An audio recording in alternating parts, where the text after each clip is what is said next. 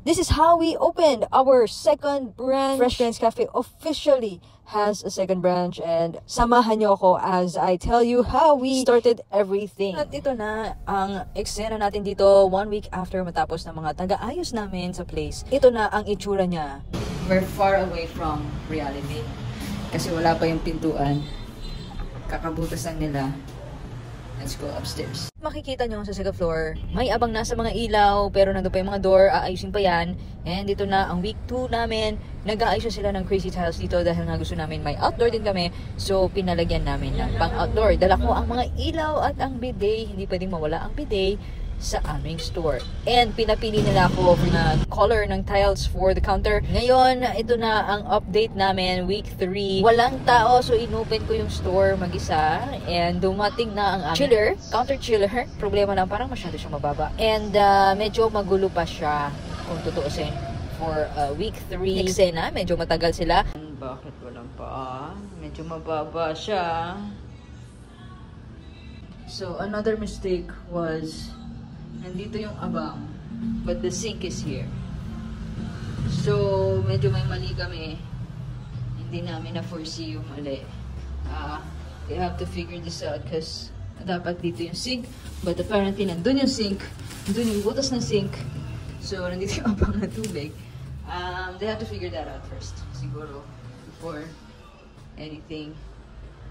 Yeah, the chiller will be here. Cabinets will be there. This one will be here. No.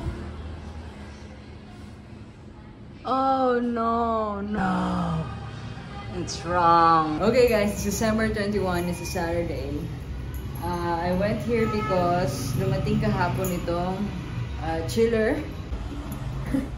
No one's here on a Saturday. They should be working.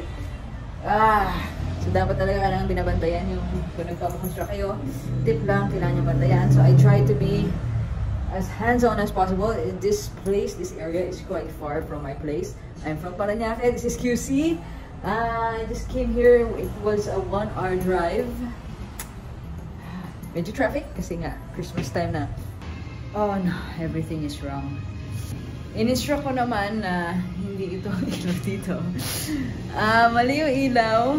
Okay, so nandito din tayo para i-hero nitong samples kasi this is gonna be the finish of the cabinets. So I'm gonna leave it here since wala namang taong pag-utusan. Frustrating. Anyway, I think that's an easy fix for them. But I was hoping sana na tapos na siya. I should have instructed it better, but yeah, that's about it for today. It's hot, so I have to go. Bye.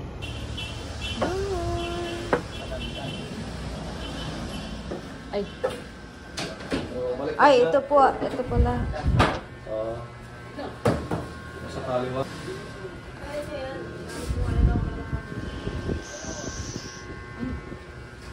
Ayan, may ano na. May paa na. Nilagay ko na yung paa kasi nandun sa ilalim ng buka natin. Okay, ito, kailangan mo ng flexible. Medyo mahaba-haba ito. Nasa mga 1.80 ang haba. Yung parang ganito. Yung para sa pusit niya, tsaka ito. Ito, pwede na hose. Yung white hose. Yung parang parang kanina ang tawag mo. Hose? Oo. Ano kaya? Yung PVC hose lang. Tapos naka-clamp lang siya. Yung parang sa LPG. Pero yung clear. Para nakikita natin yung flowing ng water. Para saan? Ito. Ito pusit na maliit. Maliit din yung ilalim nito eh. Gawa ng poste na to. Yung chest pressure mo. Talagang Oo. Imamove talaga ng konti. Kasi ang require lang naman doon, 60 lang eh. Yung pagbukas ng pag-fold ng yung natin, sliding. Kaya pa. Kaya pa. Halos pantay siya dito. Hi guys, update. It's January 7 na yung signal light kasi wala akong parking today dahil I'll show you. Ginagawa na nila ang mga dapat gawin, cabinets and everything, shelves. counter. Ayan, nandito lang siya sa labas. Ewan ko ba't nagtitext si kuya. Pasok tayo to see what is happening.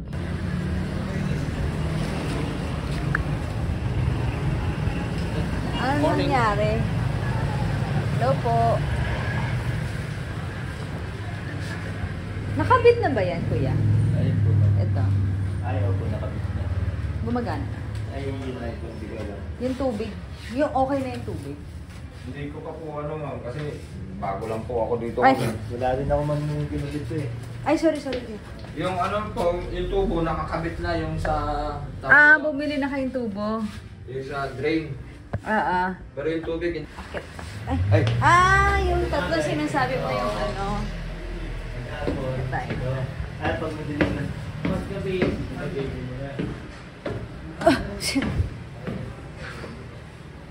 May pintuan na din. Hello. Ay, ba't ganyan? Hindi talaga yan. Parang ang taas niya.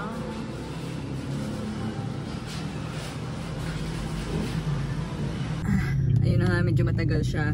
For me, we started December kami nag-start. It's almost a month na. We're just almost halfway done. Marami pang kulang. Considering na may break ng 1 week, sige, let's say it's less than a month. But, you know, just 1 more week, that's 1 month na. Technically, medyo mabagal. I want to start na, but of course, we can't force things that we can't control. But you might find a way to tell, even though hindi pa tapos yung site. Maganda din yun as a strategy for us to, you know, pakilala dito sa QC, since this is technically a new area for us.